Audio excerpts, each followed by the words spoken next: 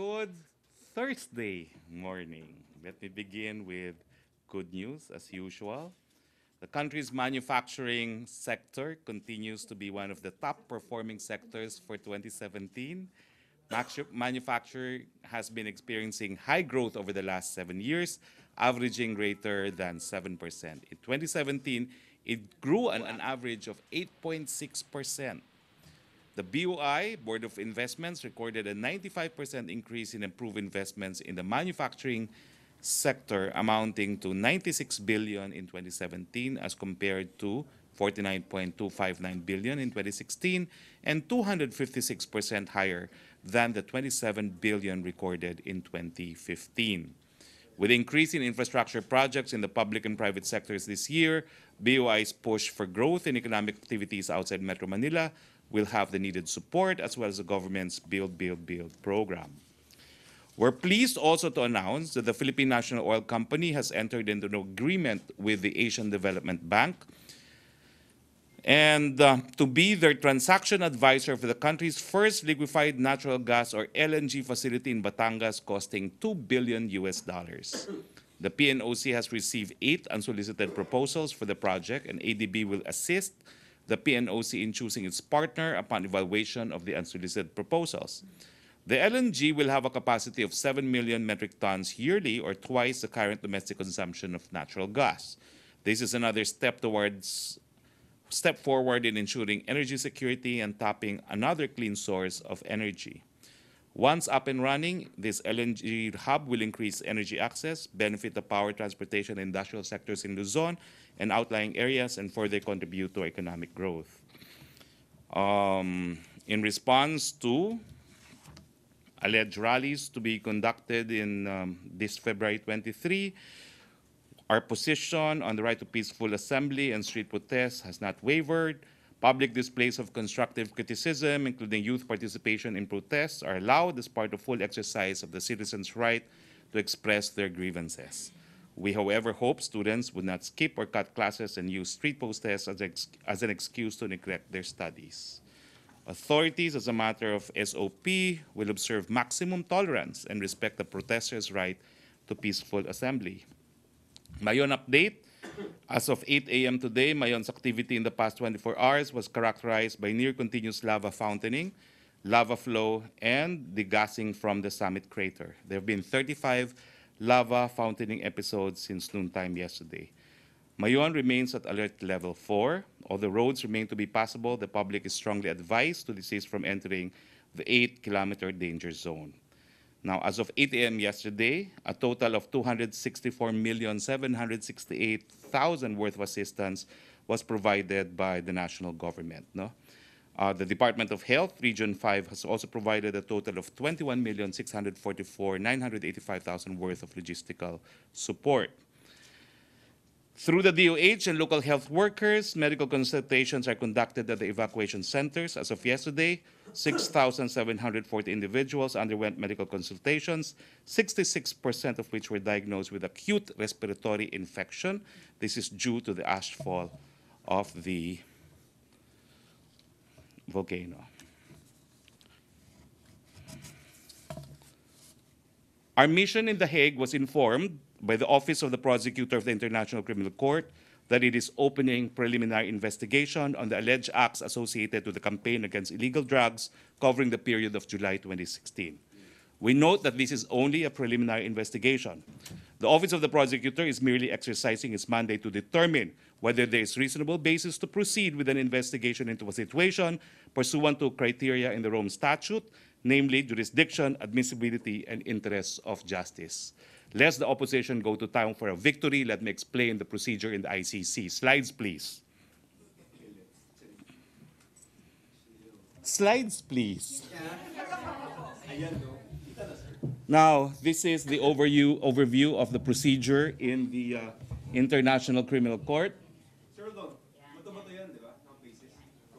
There is first communication filed with the Office of the Prosecutor. From the initiation or from the filing of the communication, the prosecutor may conduct preliminary examination, which is where we're at. I reiterate, the preliminary examination is not a formal preliminary investigation. The Office of the Preliminary Examination is only to determine if there is reasonable basis to proceed to a preliminary investigation. After a preliminary investigation, the prosecutor would have to go to the pretrial chamber of the court for confirmation of charges before the charges can even be filed in the court. The pretrial chamber is an innovation. It's the only chamber found in any court in this planet. It was put in place in the Rome Statute to persuade countries like the United States to sign up. They have not signed up. And the objection of American authorities is the objective of the pretrial chamber is to hold the prosecutor liable, because under American tradition, a prosecutor is elected, whereas a prosecutor in the ICC is not elected. So I repeat, no one should claim a victory because we're only in the stage of preliminary examination. What happens in the preliminary investigation? Next slide, please. So this is basically the procedure. When there is a communication filed, it is received by the prosecutor, then it proceeds to preliminary examination. The matters inquired upon in preliminary investigation are as follows. Next slide, please.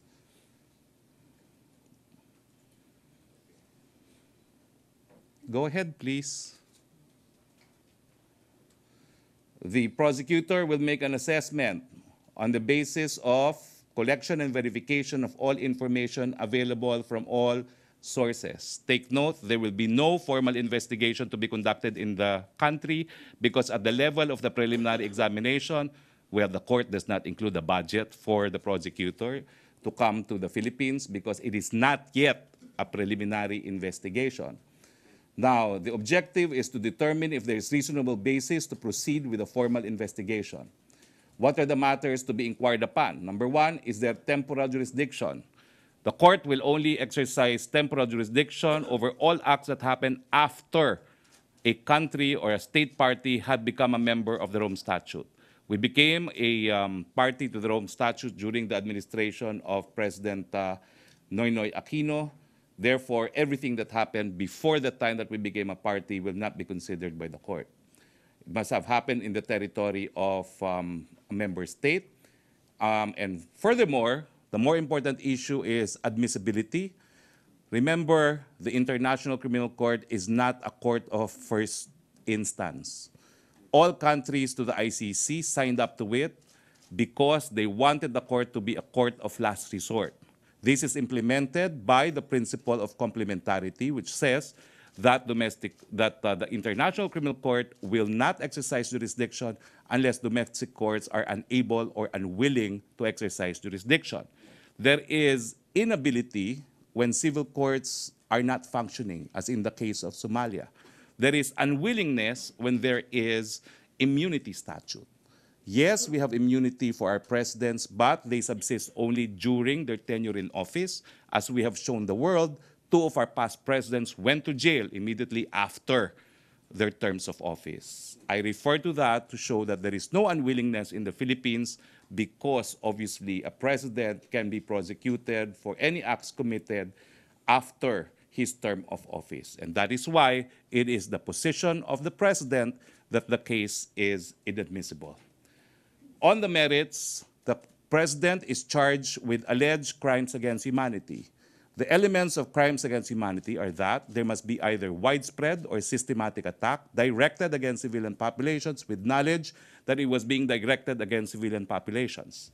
The acts attributed to the president are killings in relation to the ongoing drug war. We note, though, that the ongoing war against drug is an exercise of police power in dealing with the pernicious problem of drug trafficking in the Philippines. As a sovereign state, the Philippines has the inherent responsibility to protect its current and future generations by effectively addressing threats to the safety and well-being of its citizens, such as the proliferation of illegal drugs. Because the war against drug is a lawful, legitimate police operation, it cannot be characterized as an attack against civilian populations because they are civilians. No? it is a lawful use of force, and therefore we submit likewise that on the merits, the element of directing an attack against civilian populations is simply lacking. We view, of course, this decision of the prosecutor as a waste of the court's time and resources. Again, as a matter of sovereign consent, we gave our consent to be a member of the ICC, subject to, number one, the court being a court of last resort, and that secondly, subject to the principle of complementarity, and number three, that not all crimes can be cognizable by the court because only crimes which are of the gravest nature, greatest affront against the international community should be subject to the jurisdiction of the court. The President and I met about this extensively for more than 2 hours last night. The President has said that he also welcomes this preliminary examination because he's sick and tired of being accused of the commission of crimes against humanity. This is an opportunity for him to prove that this is not subject to the court's jurisdiction because of both complementarity, that domestic courts, and the fact that we have a domestic international humanitarian law statute in our jurisdiction are reasons enough for the court not to exercise jurisdiction. On the merit, he of course stands by his position that he swore an oath to protect this republic against all threats to national security, and he noted that the war on drugs was characterized not by him but by his predecessor, Gloria Macapagal-Arroyo, as a threat against national security. Clearly, the use of force against a threat against national security cannot be an attack against civilian populations because they form part of civilian populations. Questions, please. RTVM, okay na audio? RTVM, okay? Wala audio kasi na. Question? Rose Novenario.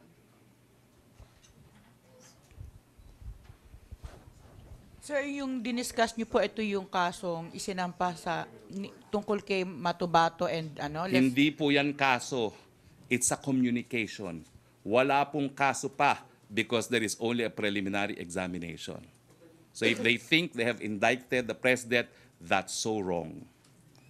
They wish.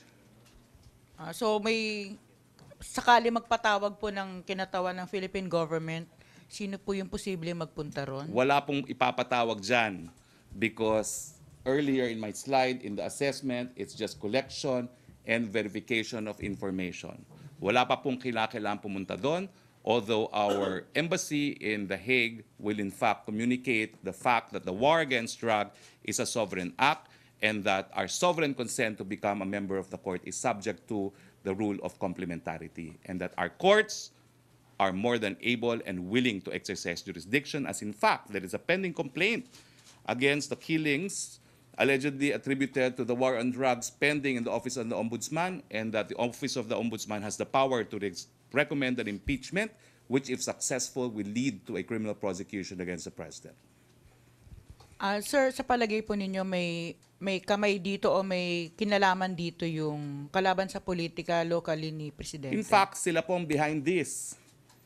Obviously, there's been concerted public relations initiative against the president, probably to coincide with February. Obviously, this is intended to embarrass the president, but the president is a lawyer. He knows what the procedures are. They will fail.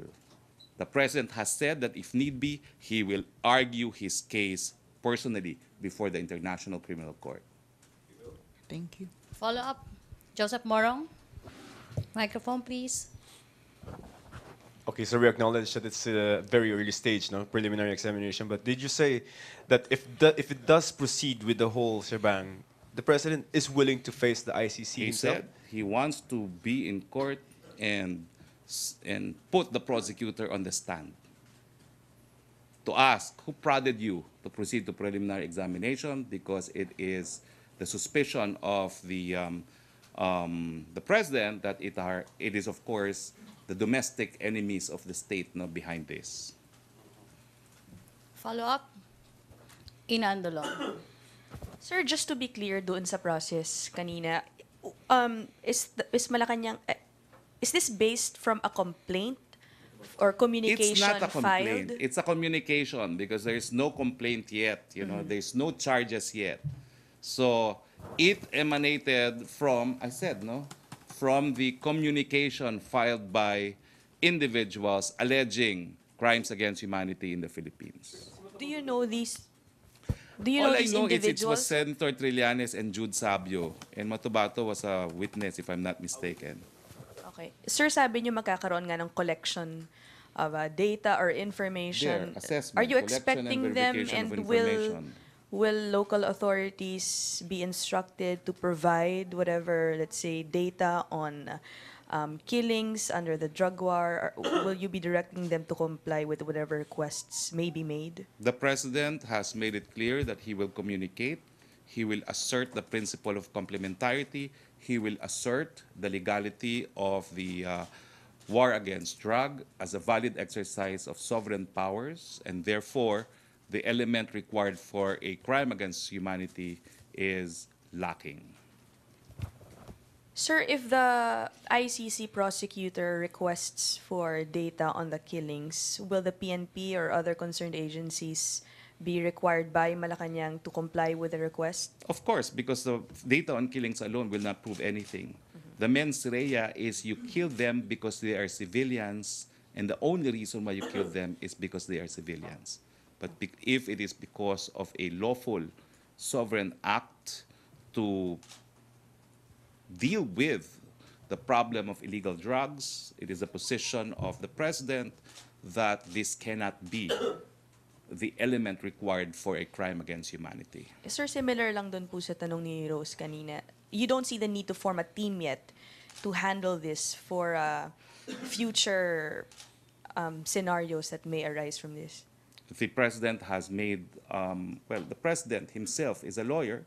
He looks forward, in fact, to engaging the prosecutor of the court Thank you, as sir. a former prosecutor himself. Follow-up, Joseph Morong. So I'm just going back to the previous statements of the president with regard to the ICC. He said before na parang he doesn't fear that because paano ba yun? Wala namang kulungan yata yung ICC. May mga points siya na niraise na ganun. At the end, as a question of procedure, sir, assuming we reach the end of the point of the procedure, no? Paano ba yun? Yung ICC will, if there's going to be any punishment, paano yun? Nothing.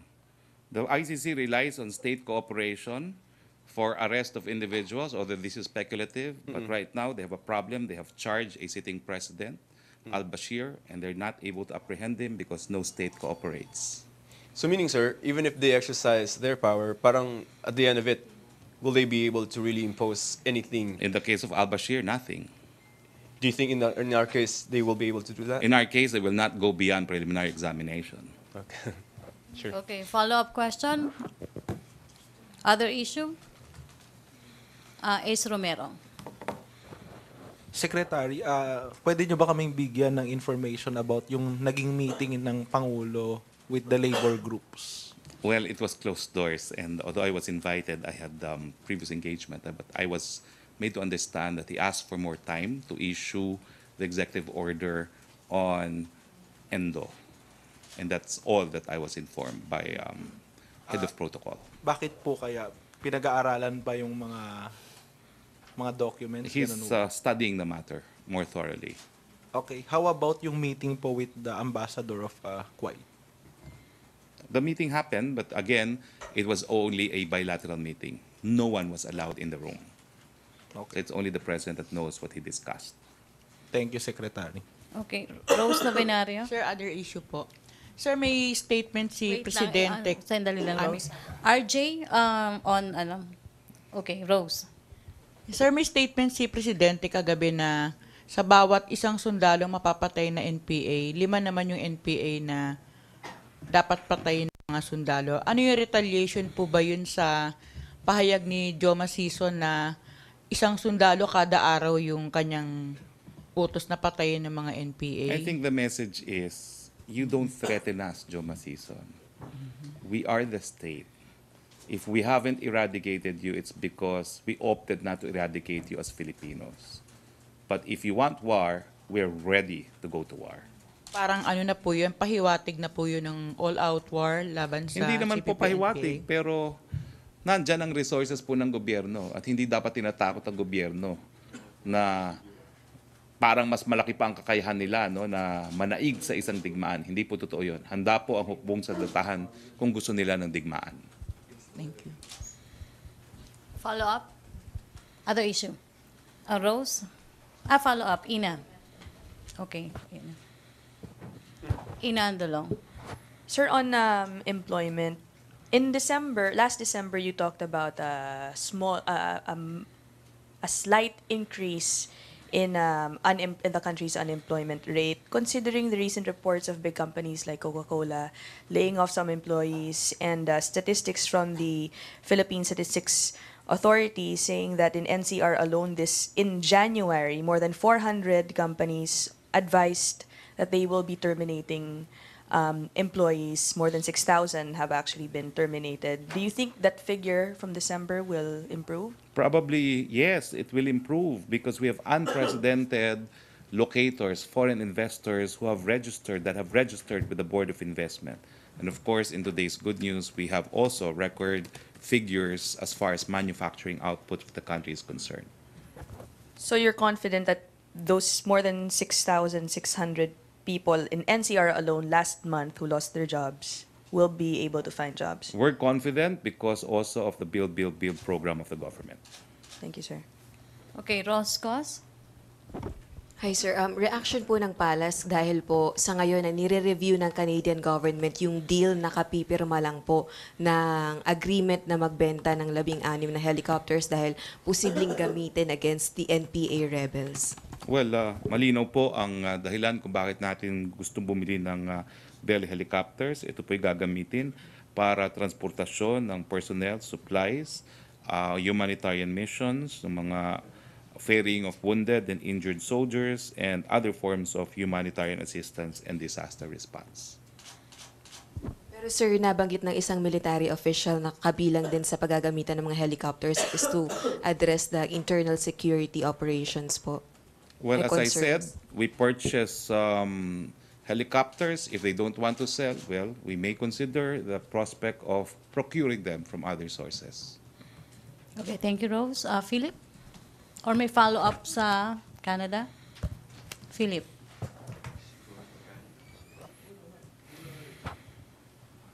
Sir, good morning. So sinabi po ni Presidente kahapon about dun sa Benham Rice that he received a statement from another country that they recognize yung sovereign rights ng Pilipinas Yes. over Philippine rice. Yes. Could you tell us from what country was this? I think it was publicly reported that China, while expressing somehow, I wouldn't say disappointment, while acknowledging that we have put an end to scientific research, reiterated that it recognizes the sovereign rights of the Philippines over Philippine rice. Was it an official diplomatic communication, sir, or nabasa lang po ng Presidente sa briefer? It's been widely reported in the media as having been mentioned by a spokesperson of China. Okay. Tapos sir, may story po sa Global Times. It's a paper in the mainland China, published under the auspices of the Communist Party there, saying that they would be expanding yung artificial islands nila sa South China Sea. That's a newspaper report. We will not comment until there's some formal reports coming from the Department of Foreign Affairs. Okay. Thank you, sir. Follow-up? Joseph Morong? Sir, nabasa lang din ni Presidente or the way he related it yesterday was that it was a first-hand information, of course, that China told him na may ganong recognition. In the first place, Philippine rice is undisputed. It was awarded to us by the UN Commission on the Extended Continental Shelf. Correct. So that award is recognized even by China. It was never disputed by any state. Whether be it official, unofficial, China has reiterated that it recognizes our sovereign rights. Okay? Yes, but it is relevant because according to Secretary Piñol, one of the reasons that the President gave why when he issued the order na bawal na yung mga foreign explorations, well, you have clarifications on that, was that there's a low-level cabinet secretary from China who said that it is not owned by anyone. So that statement that China recognizes and acknowledges our sovereign rights is relevant, especially given the characteristics of China. Might be So- relevant, but ask Secretary Piñol. Okay, follow up. Other issue? Okay, Rosco. Sir, other groups are questioning kung bakit daw po parang ang gobyerno ay kulang sa transparency dahil yung unang research na ginawa ng China until now ay hindi pa dinidisclose yung information. Pinayagan na sa ikalawang research. Alam mo, mali po yan na walang transparency. Kasi nga po, wala namang research na walang kasamang Pilipino. So, hindi lang po tayo transparent. Require po natin sa guidelines na may kasamang Pilipino. I-distinguish po natin yung mga kalaban sa politika na lahat ginagawang issue at yung katotohanan. Sa guidelines po ng interagency, kinakailangan kasama Pilipino at kinakailangan sinishare ang resulta ng scientific study sa Pilipinas. Malinaw po tayo dyan. So, ibig sabihin meron na po tayong result. Yes, yung mga kasama na nag-research, kasama po sila kumuha ng results. No? Yung mga nakalap na data, meron din po silang kopya. Sang-ayon po yan sa official na guidelines. Okay, thank you. Follow up? Okay, Joseph. Sir, sa China again, no? Kilala mo naman si Professor Ramel, no? Panlawi. Yes. Okay. So he said that yung recent activity ng China on the South China Sea is muscle flexing. Parang, ano siya, message to the US and whoever. And the end goal is to control that area. We're not doing anything about that muscle flexing of China. We're just going to stand and watch. We are asserting an independent foreign policy. We're not giving out territory. We're protecting our sovereign rights. And at the same time, we're doing the best that we can given our state of preparedness. No? So the difference is we're not willing to be used by other states that want to challenge the alleged dominance of China in the region, no? Because we have ceased to be a lackey of any other state. We stand on our own. Okay, follow up. Other issue? Pia Gutierrez. Sir, you mentioned talking to the president last night. Did he mention any giving a directive to the administration or his officials to fast-track the importation of NFA rice? No. I think I had a more extended discussion with Cabinet Secretary. He says that while he confirmed that he was the one who gave me the information about the 250,000 metric tons standby authority to import, he says the reason why they have not actually resorted to importation is that under the minimum access volume, we're expecting 325,000 metric tons of rice to arrive within the month. So why should we import? So the point is there's already rice on its way. There's no need to authorize the standby order of an additional 250,000 because there's more than enough rice on its way to beef up the NFA stock. Now, he clarified that the procedure is not only must the council approve, they must also consult the, what is that office now? I forget. The Food Security Office Council to determine if there's really a shortage, no? And there hasn't been a shortage. Mas magaling pala kayo eh. Oh. Nagtatanong pa kayo, no? Alam nyo naman pala. Oh. Okay. Microphone. Pia, okay ka na? Follow up. Sige, go. Joseph. Ikaw muna on the rice, please. Let's finish the game. rice So, before sir, I kasi forget my figures. All right, game. Because, speak to the consumers, no? Kasi ang nakikita nila sa market ngayon, mahal na mga 5 or 6 pesos, even the commercial rice. Should we be seeing yung mga ganon na pagtataas ng presyo given na we have enough rice according to government?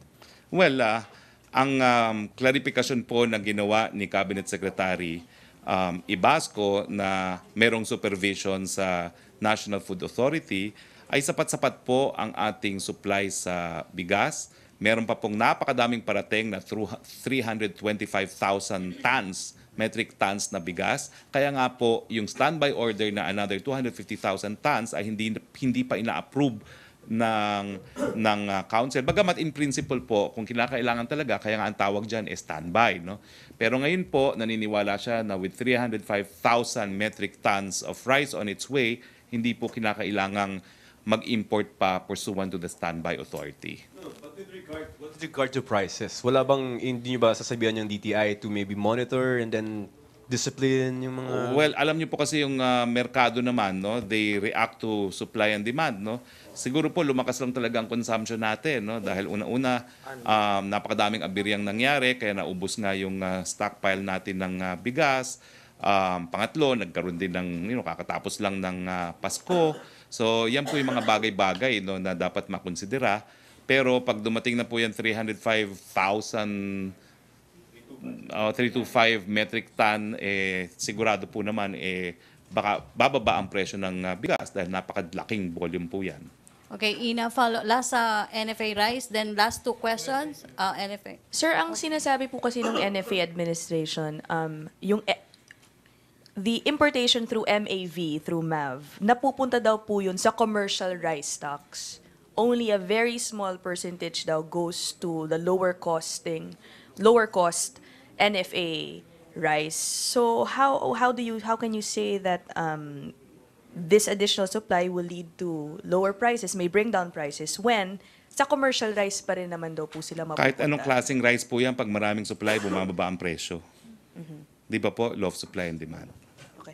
Sir, yesterday also I spoke to Cabsec Junevasco and he said that marami daw pong ramblings sa NFA, possibly because some people there may want to import through government to government or G2G because nandun daw po yung racket. Did he discuss this with you yesterday? Alam mo, I always stand by my colleagues in the cabinet. I cannot take the position of anyone else but the alter egos of the president pursuant to the qualified political agency doctrine. No? So I stand by Cabsec. If he sees that the rambling is because some people want to make money, so be it. But I'm happy that Cabsec Ibasco is on top of the situation. He enjoys full trust and confidence of the president. That's why until now the president has not commented on this issue because he trusts that Secretary Ibasco will do what is best. So he did discuss that with you yesterday, na parang No, he may did not. gustong kumita. Well, hindi naman po. But if you're saying that's what he said, I have to approve and support what he said. Thank you, sir. Okay, last I mean, if you're asking me Kung na-bring up who ni sir I will yesterday. believe, I will believe my colleague in the cabinet because they are the alter ego of the president. Thank you, sir. Okay, last NFA, then last three questions, Philip, Pia, and Jopel. And incidentally, the position of Cabsec Raymond. appears to be corroborated by the position of Senator Villar, that there is no shortage, Sir? but there is a scenario to justify importation. No? The NFA admitted also that there is no shortage of rice production in the country. But they have the problem because they are only buying 17 pesos per kilo from the farmers. So the farmers are not selling their rice to them. So they choose to sell to the retailers, private retailers. So why can't we just, the NFA, increase the 17 pesos buying price so that the farmers will just sell their products to them and no need to import and you already help also the economy of the farmers. Tama po ang katanungan nyo, pakitanong po sa NFA. Kasi hindi ko talaga maintindihan bakit sila nagsabi ng ganun. Sila naman ang nagdidesisyon kung magkano presyong bibili nila. Di ba po? Thank you, sir. Thank you, Raymond. On NFA, other issue, Jopel, Philip, sige. Sir, kahapon sabi ni Presidente, dadaling niya yung mga rebel returnees, the female rebel returnees to China and Hong Kong. Pupunta daw siya because he has a standing invite. Confirm po ba yun? Ay, naku, meron naman po, di ba, when the president met with the president in Vietnam, there was an invitation extended. No? And the invitation was, it can be state, official, private. You're always welcome to come to China. May date na po ba kung kailan niya dadalhin yung mga dating NPA members? Wala pa po. Pero alam niyo yung gagawin ni Presidente, parang ginawa niya doon sa mga opisyalis ng Marawi. Kasi kung maalala nyo, yung mga trips to Russia at saka kung di ako nagkakamali, trip to China din, dinala niya yung ilang mga opisyalis na lumaban sa Marawi. And another question, sir. Nabanggitin niya kahapon na any day now daw pupunta siya ng Kuwait. Kung binanggit na yun, so Yeah. be it. Dahil sabi sa akin, confidential daw yun eh. Kaya hindi ko sinabi. So, Pero wala kung binanggit po- naman pala niya, yes. Anong Pag sir? nabanggit na niya, yes, then I can make confirmation. Although I was told that I should not. But there's a trip in the offing to Kuwait. Ano pong gagawin I niya? do not know what the agenda is because only the president met with the ambassador. No one was allowed in the room. I could only surmise. No, it's not like that. I can only surmise that the invitation was made during the bilateral meeting. Well, I guess Kuwait wants to assure the president that Philippine nationals are protected, no, in Kuwait and to see for himself. May threat kasi sir si Presidente, di ba, na kung meron namang makitang or may namatay na Filipina, he would ask the Filipinos there to come home. May report po kasi ngayon na may Filipina na naman nakita sa loob ng freezer na 1 year ng patay and had torture marks. Would this trigger or that threat to the president? I do not know, quite frankly, because this is the first time I'm hearing about it. Thank you, sir. Okay, thank you, Jopel. Pia Gutierrez, then si Jopel. Last, si Joseph Morong. Hi, sir. Sir, you are the primary author of House Bill 6834, correct? Yes. And sir, ngayon kasi this is being attacked by human rights groups as another draconian measure to curtail people's freedom of expression. Sir, I just want to be clear, why do you need that? There is a need for higher penalties for rallies which are unannounced. Well, because you need to balance. The rule is we respect the ruling in Bhagat Singh that, again, I should not be answering this because it still doesn't involve the president, but because I started answering it, I might as well finish. No? We codified basically the ruling in Reyes versus Bhagat Singh, no? That the license of the people to exercise the right to peaceful assembly is found in the Constitution. However, local government has the right to limit the time, place, and manner of the conduct of the public assembly. No? So it is provided there that the grant of a rally permit is ministerial unless there is a clear and present danger, which is also a codification of the case that I argued in the Supreme Court, which is the case of Cadiz versus Mayor of Manila. No? So the rule is, while it is almost ministerial for them to issue rally permits because the license is granted by the Constitution itself, and therefore it must be issued unless there is a clear and present danger that the state has a right to protect itself against. Any rally, therefore, should be given a permit. So under this delicate balance, anyone who resorts to an unannounced rally could be held liable for their acts. Because in the first place, there is now confidence that when you apply and there's no clear and present danger, we have fixed time frames within which the local government units must in fact issue the license permit, and if they refuse to do anything on it, it is deemed granted. So under this scheme of things, it's not unreasonable, no? To require individuals to get the permit. Again, the delicate balance is it must be issued within a specified period unless there is a clear and present danger. Sir, since you're answering it naman, do you think na masyado pong mabigat yung 6 months to 6 years imprisonment? Hindi naman. Hindi naman. Kasi sa totoo, hindi naman nasa-serve yung 6 months to 6 years. Diba? Is this something that the president supports? It's an act created by Congress, well, legislated by Congress. And let me see, I have many bills now, some of which have lapsed into law, the free irrigation bill. That's also my bill. No? Wala na naman kaming ceremony. No? Sabi ng Presidente, magsa-ceremonya siya, but it lapsed into law. So I'm a bit confused now if this is one of those that had lapsed or had only been submitted to him for his signature. Submitted ba sa kanya ito for his signature? Ha? I will check. Ha? Alam ko yung irrigation law ang naglapse na into law, no? Because he did not sign it and therefore it lapsed into law. Pero did he in This any was way? not certified as urgent. Okay. This was something that I pushed through the process in the House of Representatives. Or did he mention anything about needing stricter or graver It's not penalties? actually stricter because we codified basically existing jurisprudence in Reyes versus Bagatsing and Cadiz versus Mayor of Manila. Or graver penalties, sir? Did he mention anything about? No, he hasn't mentioned. All right, Okay, thank you, sir. Pia. Follow up, Ina. Short lang, and then Jopel and Joseph Morong. Sir, since sa rallies na rin tayo, dun sa sinabi mo sa Feb 23, you said sana hopefully students will not be skipping their classes. I just want to confirm, is it true that when you were still teaching in UP, sir, you would encourage your students to skip their classes and join protests? I did not encourage them to skip class. What we did was we held class in the streets. Oh, that was not skipping class. That's how we were able to come up with a doctrine in Cadiz versus City Mayor of Manila. According to the government then in power, there will be no rallies allowed in Mendiola because there is a clear and present danger. So I said, class, we will now have a classroom session in Mendiola.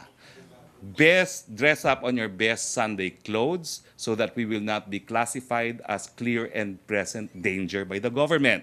So they all went in their best party clothes and we rallied. We were, of course, sued by the government, but we went to court arguing that we filed a rally permit. It was not granted. It was unconstitutional because it can only be denied on the basis of clear and present danger. So I did not encourage them to skip class. We held our class in Mendiola. But you encouraged them to participate in protests in a way. Well, of course, there has to be critical thinking in the university. We did not walk out from our classes. We held our classes in the streets. Thank you, Ina. Lusot na ako doon. So they can on the 23rd, sir, they can hold their classes in the streets. Yes. Ladies and gentlemen, are there any other further questions? That's the Joseph, question. last Because I question have ka na. ceased Joseph, to ituloy mo na teach. sa question mo, Joseph. Last two. Serious question. They can hold classes on the 23rd, right? Yes, Like of you did. course. Okay. Second, yeah. Sir, regarding Bisaya, no? Regarding? The Cebuano. The president expressed, I think, sometime last week sa Davao, no, na gusto niya cabinet meeting will be in Bisaya. Has he done that in? No, he Hindi still naman. speaks in Filipino and in English. Okay, so this is not going to be like a policy now that more strength on the use of Cebuano. It's not an official policy, but I think it's good for the Visayans, no, that the president is speaking in Visayan as well. Correct. So pero hindi naman yan yung parang serious na we're Hindi going to. naman, because the last cabinet meeting, he did not speak in Visayan. Okay. Okay, thank The you, last Joseph. time he spoke in Visayan was for the dinner with the rebel returnees. Yesterday, sir. Last question, Jopel. Yes. I'm sure you had many questions about the speech yesterday with the rebel returnees, correct? The one in Visayan that she delivered, marami kayong tanong doon. No? Like, what did he say? Anyway, naka-televise mo yes, pala sir. tayo. Pero okay sa akin yung sa kasi Bisaya naman ako. Okay. Sir, yung regarding po dun sa statement nyo lang po sir dun sa kinumpirma nung dating clerk of court na mababa yung nakuwang grade ni CJ Sereno. And dahil doon, 2 psychiatrist ang tinanggal ni CJ Sereno. Ano pong tanong? Statement nyo lang sir, anong reaction nyo doon sir? Sa Wala po. impeachable sir? Hinahayaan na po namin yan sa Kongreso. Okay, thank you, Jopel. Thank you, Malacañang Press Corps. Thank you, Presidential Spokesperson Thank you. Harry Roque. Back to our main studio sa Radyo Pilipinas and People's Television Network.